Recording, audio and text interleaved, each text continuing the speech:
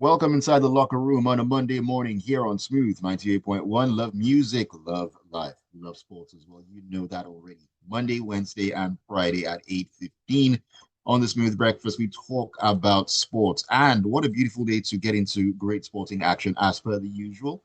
My name is Ayokunmi. Welcome into a new week and the first show of the week as well. It's going to be a bumper ride. Believe me when I say that. And of course, you know that this ride, I don't go on this alone. Nope, nope, nope. In the front seat with me on this journey as well is the one and only Tega Supreme. Tega, good morning to you. How you doing? Good morning. Why are you using right? You just like to trigger people on a Monday morning. Why do you keep using right?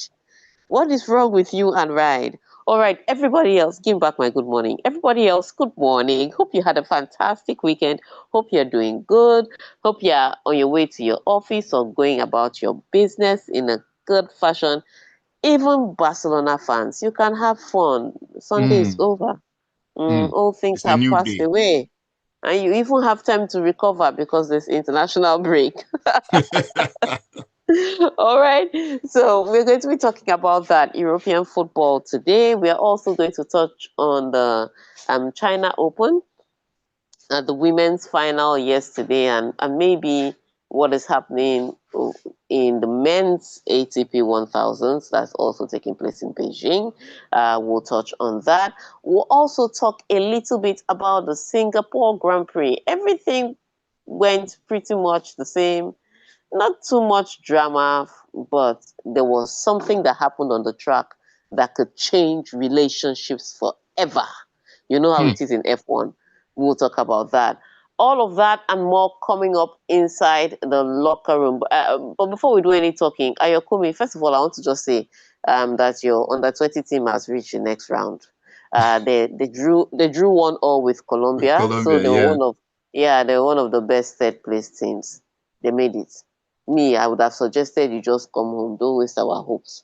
But hey, Tega, it's football. We're facing Argentina next, and Oh anything can dear. happen. You Any, say, "Oh anything, dear." anything cannot happen, please. It's But like it's anyways, like it's like every time they look at Nigeria, they're like, they fit Argentina. Every single time, whether at it's a every senior level. team or a junior team, they're like, Argentina will fit these people. So I think it has happened to us again. All right. We'll be talking about Anyways, all of that and more inside the locker room this morning. But Akumi, tell us, how can we be a part of the locker room today? please join us in the locker room this morning. Let's all hold hands and sing Kumbaya and pray for the Flying Eagles. WhatsApp number 0911 I'm telling you. 999 Also join us on YouTube. You can catch us at Smooth No, you need to 981 take that FM WhatsApp Lagos. number again. I was laughing in between. So Okay, deep breath. 0911 999 0981. That is the WhatsApp number. Join us on YouTube at Smooth 981 FM Lagos. Smooth 981 FM Lagos. That is where you'll find us on YouTube. Trust me, behind the scenes stuff, always hot and spicy. Yes, leave your comments as well. All right, let's begin at home. Charity begins at home, as they say. Let's talk about the Super Eagles, where head coach Eric Shell has made two late changes to his 23-man squad for Nigeria's final 2026 World Cup qualifying matches against Lesotho and Benin Republic, respectively, as injuries have rolled out to Rodessas and Bright Osai Samuel. What's going on with the well, Eagles, Tigger? no, I mean, it is what it is. People are picking up injuries left, right, and center. So it's not like these Nigerians were targeted to pick up the injuries. But if I was serial dressers, I'd be injured. I'd have been injured long. Look, I'd have been injured long before this list came out. I'd have told the coach that whatever is happening, I am injured, especially after the press release from the last time out. Mm. Um, so Nigeria drew in South Africa, and suddenly my name is inside the press release. What are people saying? Um, so yeah, even if I'm not physically injured, I'm emotionally wounded. But we have two important games to catch up on, and that's what's important. Now, the thing about it is that we could win our two games matches left, and it would be of absolutely no consequence Mm. because our fate is no longer in our hands. All right. So winning our matches, getting maximum points from those two matches, which people already think that we will not be able to do. But should we miraculously in this World Cup qualifier manage back-to-back 6 points in the last two World Cup qualifying matches, it will not be enough. We have to pray that South Africa and Benin drop points for us to make it. So remember, after FIFA deducted 3 points from South Africa, the South Africa and Benin are both on 14 points. Nigeria is on 11. Right. So we are starting a game behind. There is no way that we are going to go if either one of both South Africa and Benin Republic do not drop the ball. So we are not just praying for one country to fail, we are praying for two. And then I pray. mean, one was bad Our prayer enough. point is many. No, our prayer point is many, and the good news is we have many churches and many mosques around Nigeria.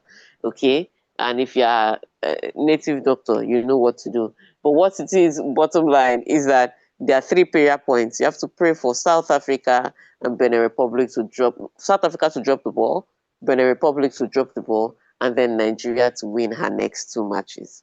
Those are your prayer points. People of God, start praying.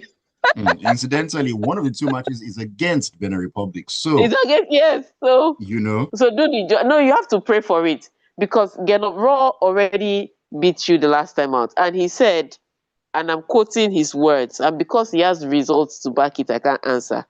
He said, "Super Eagles are the most easy team to set up and win against." So there's that not is telling. that's telling. He was coach here. He knows. So like I said, the only other thing we have now is prayer. So those are your three prayer points, Nigerians. Take it away. All right, let's leave Nigeria right now and zoom all the way to Singapore, where Lando Norris says that anyone on the grid would have made the move that led to renewed tension and controversy between the Briton and his McLaren teammate and title rival Oscar Piastri at the Singapore Grand Prix. All right. So this must have happened. So remember the last time that these people clashed on track, where Lando Norris thought he saw a gap and went for it, and it wasn't a gap. The gap closed very quickly, so there was a crash. Apparently, they had new rules. We're not there in the garage, but there were flies on the wall, and the flies came out to say they had new rules. Now, the rule is still the same for McLaren. Unlike Red Bull, where they say this is our main driver, and unlike Mercedes, where they have to say George Russell is their lead driver. With McLaren, they have said both drivers can race each other. They can compete with each other. The most important thing is that they make sure that they are respectable. So they don't race each other like they will race other people, but they're allowed to compete. Those were Stella's words, all right? The manager, CEO in charge of McLaren Racing. So that's what it was rumored that was agreed upon in the meeting. Now, yesterday at the Singapore Grand Prix, during the qualifying, George Russell had the best lap and he had the best race because, I mean, he didn't just qualify with the fastest lap. He led the race from start to finish. Nobody even bothered him. In fact, for most of the time, we didn't see him. We saw him at the starting point and then we saw him at the checkered flag. In between, nobody saw him because he was just racing on his own. A brilliant, yeah, a brilliant race. Max Verstappen qualified in second, and then Oscar Piastri qualified in third. Lando Norris didn't have a good Saturday. He ended up qualifying fifth, all right, behind Mercedes' Antonelli. But when the race started, he started off so well, and George Russell started off so well that he found a way to go from fifth to when he was side by side with his teammate who started off in third. Now, what made it a problem was that Lando Norris was pushing. First of all, Piastri was battling with Max Verstappen for position, and Okay. he realized that there was no gap, so he had to step on his brakes a little. Now, unfortunately for him, Lando Norris was right beside him.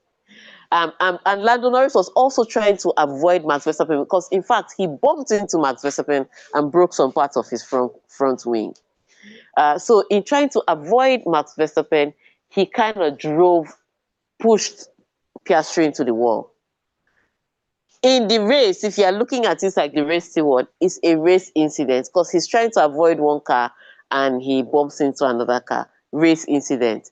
But because these were teammates who had a gentleman's agreement in the garage, I understand why Piastri is angry. Because we agreed that when we are racing, you don't do this. And then you do this to me again. So you have to remember, there are times that Oscar Piastri has had to give Lando Norris a tow. There are times that Oscar Piastri has had to hold off other drivers for Lando Norris to build a gap. So to now do this to me, your teammate, because we are both fighting for the drivers' championship, is bad. I understand why Piastri feels that way.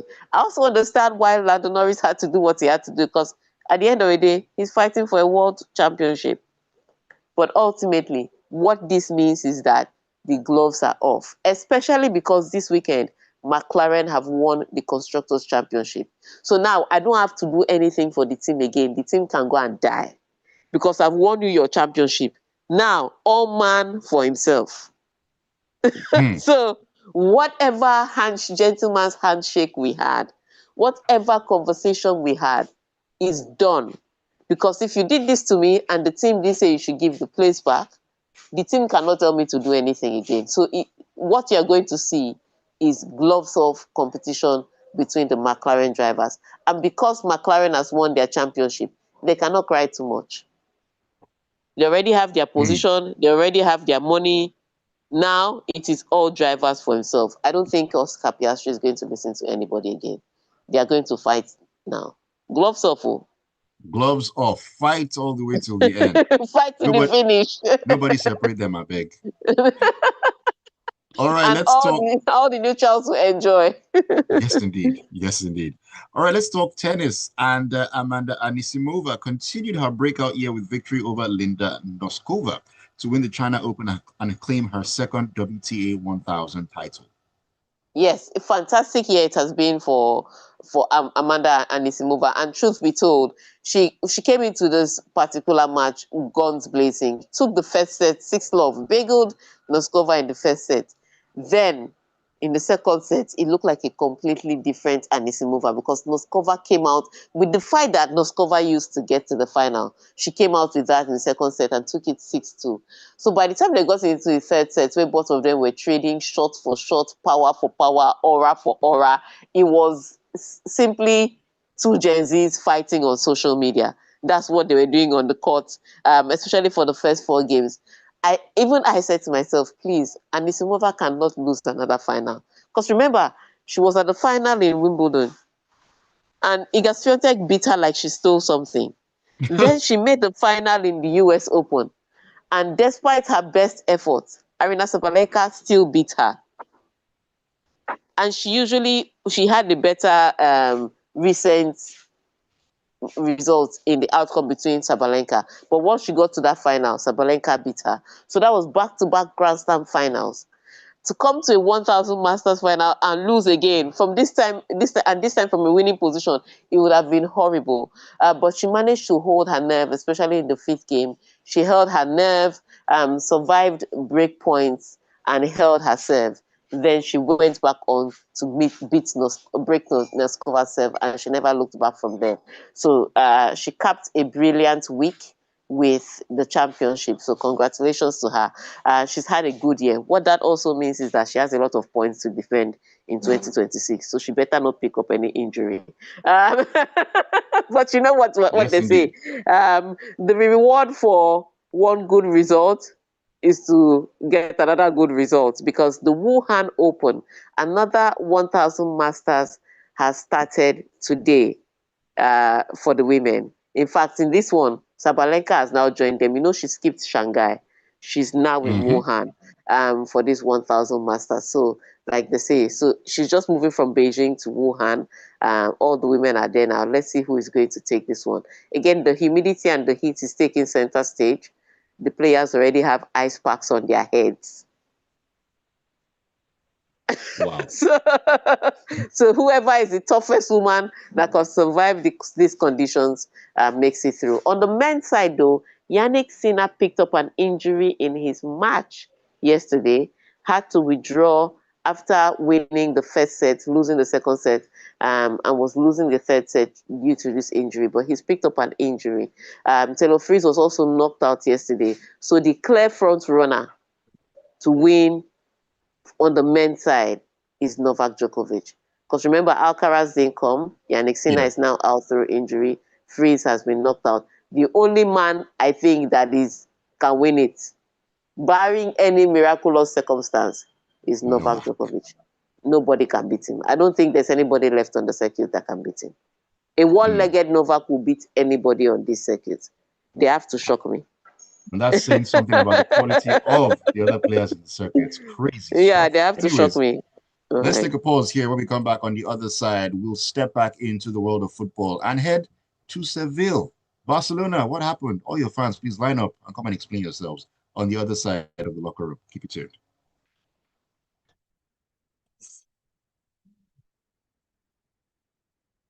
Wow. I didn't even know Alexis had moved to Sevilla. I was surprised to see they him. had set Barcelona. They had set Barcelona out for drags. Remember, after Esteval's performance, he like other players went home, and he went straight to church. No stress. So people were now posting that see Esteval in church. If not Lamine Yamal, if we don't day club, there was nothing they didn't say about him. Only for them to come in the evening and play that rubbish play. And it was so bad. The performance was so bad. You know, there's one thing when they beat you. I mean, any team is open to beating. It's football we are playing. But it was just the manner that they were beaten. There was no point in time Barcelona looked in control. Even when they were dominating possession and they got that penalty that they should have equalized to make it 2-2. They didn't still look good. They looked like they had already checked out. You know, some of them were already at the hotel stretching their legs for their internationals. That's how they looked. They were second best throughout. So Hansi Flick, I don't know what Hansi Flick is going to do to those boys, but they need to have some discipline. No doubt, because I mean, it's one thing to lose, to then lose scandalously like that. Yeah, and people can talk about the high line. Barcelona has always played the high line. It's not the high line that was the issue. It was the lack of energy, urgency. Anyway, all these things we'll talk about when we come back. We have plenty adverts today. Remember, I said don't make me fall asleep. Oh. You know, I've been holding sleep, so I'll be awake. No, don't worry. We're good till the end. Okay. Welcome back into the locker room. It's a Monday morning. Yes, we're with 98.1. We love music. We love life. It's 34 minutes past 8 a.m. My name is Ayokunmi. And of course, Tega is still with me in this one. We are doing supreme justice to what went down during the weekend and looking forward to amazing stuff to come as well. Join us on WhatsApp and on YouTube. The WhatsApp number, you already know. And if you don't know, well, it is 0911 999 0981. YouTube, you can find us at Smooth 981 FM Lagos. Smooth 981 FM Lagos. Leave your comments in the chat section there. Well, a couple of comments already lined up here, but let me see. All right, Tega, let's talk Barcelona. Let's talk Barcelona because they missed the chance to return to the top of La Liga after being thrashed by Sevilla 4-1. Yeah, so first of all, Valencia, sorry if I say Valencia, Villarreal and Real Madrid had played on Saturday, and Real Madrid won that one convincingly. Now, there were some incidents that happened in that match. I was like, Vinicius Junior, this is why I don't like you too. So the second yellow that the defender got to be sent off. It was ridiculous. No. Look, it was the way Vinicius Junior fell. Like, what are you doing? Why are you telling such lies? If I see you at the pearly gates of heaven, if I see you at the pen, you will tell me what you're looking for there. Better be looking for a drop of water. But it is that kind of that kind of gamesmanship that I think makes him very unpopular with people. Mm, Because there's nothing else. He's a fantastic footballer, but when he does all these gamesmanship, where he throws himself to the floor like he's been shot, is the most ridiculous thing. They put their hand across your chest, and he opened his mouth wide and yelled like somebody stamped on his throat. It was just disgusting behavior. But to go to the fair point, Real Madrid won their game convincingly. And went to the top of the table. Barcelona needed to respond. And it was a good fixture for Barcelona. Sevilla hadn't beaten them since 2015. Sevilla is also a team that is struggling for wins on the second half of the La Liga table. So they have not been in a good spot. They barely escaped relegation last season, and their new season didn't go any better. So it looked like this was good 3 points for Barcelona, right? But Barcelona right. came into this game sleeping, like they were blindfolded. And a lot of people can complain about the fact that Sevilla caught them with their high line defensively. But it wasn't that. From the first goal that was conceded, Barcelona, Araujo pushing somebody in the box, to the second goal where the ball was stolen from the defender, to if every single goal had something to do with everything else but the high line. The urgency, the intention of the players. They were second to everything. Then they got a penalty that could have gotten them to 2-2, and Lewandowski chose that day to be unfortunate. So when you look at all the incidents that happened around the match, I like what Hansi Flick said at the end, that it was good that they lost like this. So maybe they can sit up. I guess we are waiting to see if they'll sit up, because sometimes this kind of results, if you're getting results, just getting by with results, you may think you're in a good place. But when you lose like this to a team that hasn't beaten you in 10 years, you wake up. So I hope that this international break is a time for reflection, because that was a really poor performance by Barcelona. But what that means is Real Madrid is sitting pretty at the top of the table with 2 points. Yeah, at least they're 2 points clear. So let's see how it works out. Let's see how that works out. I mean, Sevilla hadn't beaten Barcelona in since 2015 in the league. So, In the league, sorry. Yeah, let's man, specify that. this kind of loss was not on the cards, most definitely. Anyways, let's talk about one team losing to another team losing for a third consecutive game.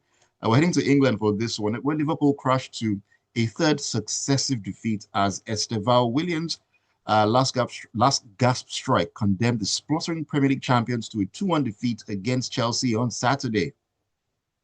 Well, huge one for Chelsea. Again, this was not also another result that we saw on the cards. First of all, remember that Chelsea had picked up red cards in their last 3 matches. So we're expecting Mm-hmm. them to try and tackle one of the Liverpool players that is trying to find their way back.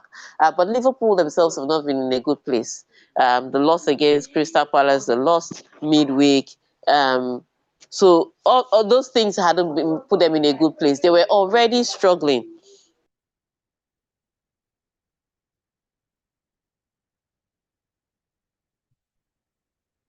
Yes, indeed, they were So struggling. All right, take us. Yeah. so yes, indeed, they were struggling. But when you add that to what they're supposed to do this weekend, it was supposed to be their bounce back match. It turned out to be a horrible day for them, because you could see that they were trying to put in the effort, but nothing was working. And this is what I was explaining to somebody at the start of the season about the lose-lose situation with Isak and Newcastle. I said, because once you, as a player, you start your season behind everybody else, you are going to struggle to get into form. Isak has looked like a shadow of himself. You had to add the fact that, first of all, you're moving to a new team. And then when everybody else was starting their season, you were throwing a tantrum and not playing football. You are already a couple of games behind. And it showed in that match. There were opportunities where Isak's positioning, his sharpness were questionable. Also talk about Mo Salah. Mo Salah did not have a good day at all for Liverpool. But I think the most obvious one, because the goals come against defenders. was Virgil van Dijk. And I don't know what Arne Slot was thinking, because Virgil van Dijk didn't look like the best defender on the pitch. But when he wanted to make his substitutions, he took off Konate. I didn't understand what Arne Slot was doing. All in all, Chelsea did what they do in big games. They show up in a big game and they play to win. So you couldn't say everybody was brilliant, because if you ask me, Chelsea's substitutions performed better than the people that started the match. Estavao seemed to perform better than the guys that started the match. But I think it was a joint effort, because the guys that started the match managed to keep the scoreline at 1-0. And then Estavao came on and they won that match. So when you look at the way Maresca handled that match, his game management, his confidence, his boldness to make those substitutions were brilliant. And Slot did everything that Maresca didn't do. And that's why Liverpool have 3 losses in a row now. And Tega, just to talk about the red cards issue, I mean, they did continue on that trajectory, albeit via their manager, at the end. So, Abby? So, but I think that was first of all, I think that's a silly red card. I'm sorry. They scored a last-minute goal. The coach should be allowed to jump into the crowd. Let them even crowd surf him. I don't like when we are trying to stifle the emotions in football. That's what we pay for. All he did was he didn't even run onto the pitch. He ran around to the other end. What's that yellow card for now? That's just unnecessary. Anyway, because we are running out of time, we can talk about what happened, but in Italian Serie A. But all I want to say is that Højlund has left Manchester United, and his fortunes are better. It's all I can say. Even Marcus Rashford, with the thrashing that Barcelona got, he still won man of the match. It shocked me too. He won man of the match. It's enough to say, So when you think about it, maybe Højlund was not the problem, because now he's moved to another club and he's scored 4 goals. That has to mean something, most definitely.